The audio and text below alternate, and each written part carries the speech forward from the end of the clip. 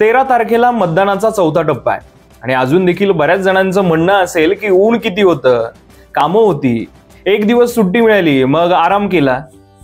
पण हाच आराम आपल्याला आपल्या घरी करता यावा यासाठी एका क्रांतिकारकाला वयाच्या 23व्या वर्षी फाशीवर जावं लागलं. त्या क्रांतिकारकाचं नाव होतं शहीद भगतसिंग. त्यांना नसेल वाटलं का की तुमच्यासारखा घरी आराम करावा, निवांत जगावं, देशासाठी दुसरं कोणीतरी लढेलच की, आपल्या एकट्यामुळे काय होणार आहे. पण त्यांनी असा विचार नाही केला, कारण त्यांना त्यांची पुढची पिढी ही स्वतंत्र भारतात पाहायची होती. त्यामुळे त्यांनी बलिदान दिलं, संघर्ष केला आणि तुमच्या आणि आमच्या वाटेला दिला तो स्वतंत्र भारत. आज जर भगतसिंग स्वर्गातनं आपल्याला बघत असतील तर नक्की म्हणत असतील या मूर्खांसाठी आपण फुकट बलिदान दिलं.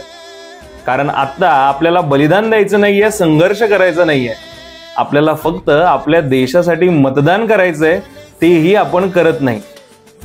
आपल्याला मतदान करता यावं, आपला देश स्वतंत्र व्हावा यासाठी कित्येक क्रांतिकारकांना बलिदान द्यावं लागलं. त्यांच्या बलिदानासाठी तरी मतदान करूया. नमस्कार.